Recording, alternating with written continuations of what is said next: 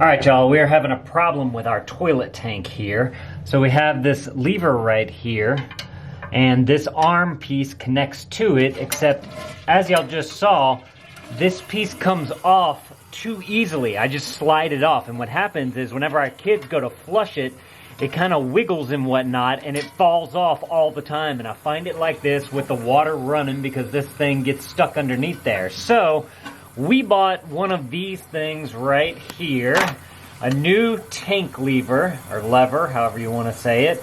And we're going to get this thing installed on here. If you guys need a new one of these, I'll put it below, link below if you guys want to go and check it out. But I think that this is hopefully going to solve our problems.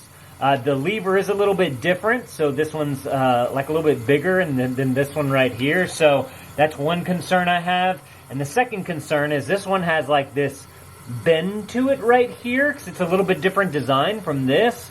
So I hopefully this will work for us. So first thing I'm going to do is turn off the water down here in the valve so that we don't have water running throughout the whole thing while I'm doing this. And we're going to need to take this guy off right here, and we're going to need to disconnect our chain right there as well. Although I want to be able to access the chain, and I want to kind of measure how far they are from each other so that I can put it on the right hole on our new one right here. So first, let's see, this thing just comes right out. It just slides right out. So that's a problem that we're having as well. In fact, let's see, we're going to need to now... Okay, this is going to be a little tougher than I expected. Looks like I might need a wrench or something to be able to get that thing off, unless I can just use that piece with this old one. Would that work? See, it seems like this thing is supposed to have some kind of hole in it, and it's not. See how this one, it's got a little hole with the wing nut and the screw going through there? All right, I'll be right back. Alrighty, so I got my crescent wrench here. I went ahead and loosened up this nut right here using the crescent wrench, and now I'm just getting it all the way out. It's loose now, so I can just finger do it now.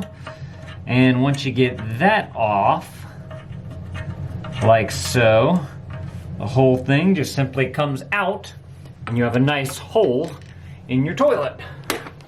Right there. And that's where the new one's gonna go in. So, let's go ahead and get you guys all taken care of right here with this new tank lever. Let's go ahead and, come on. There we go. This is the Everbuilt one. The reason why I went with this one too, I should have stated this in the beginning, is that this is the only one that I could find that was all metal, that had a white or looking knob that I liked. And so I decided to go with the all metal one because I think that that's gonna last a little bit longer than the plastic ones that they had. So, let's go ahead and take out all of our pieces right here, just like that. We can get rid of that. And first thing we're gonna do is put this guy through there. So I gotta take off all this stuff. I gotta get this all undone. So work with me, because we got to get the lever part going through there. So there's our wing nut on the edge of this. I believe this is the part that holds it to the rod. Like that. Take that. Then we're going to take this off. Just like that. And then I believe the gasket goes on the inside. So this part is going to be through the hole here. Then you put your gasket on back there. And you put this nut. You want to make sure you get it lined up how you like it. That nut goes, whoop, oh, I keep spinning it the wrong way. Spin it that way. There we go. And you can tighten that up against the gasket so that none of the water leaks out of there. Might suggest that you take your crescent wrench and go ahead and give that a good tighten as well. Make sure I'm turning it the right way. Am I turning it the right way? I am. That way, if for whatever reason water doesn't get stopped by the float coming up out of here, you don't have a mess everywhere with this thing. Now, the next thing that we're gonna do is take our rod, and I just need to figure out exactly how. So that moves like that, so it's gonna move that word upward, so this needs to go like this, and this was gonna go, so I think I'm gonna put my screw through the bottom, like so, and that way I can do the wing nut on the top, just make it a little bit easier. Just gotta make sure that you clear your lid, that this screw clears your lid. But I put this the wrong way, I think, because now this might be rubbing against this. So I actually need to flip the rod the other way. So don't make that mistake. I don't want to drop my wing nut in the water either. So let's see if we can, there we go. Just gonna flip that this way instead. That way the rod has a little bit more room to move and it'll be over. And you can kind of adjust it too, which is nice, being that it's on a rod. This is just gonna tighten it down so that it's in the perfect position for you.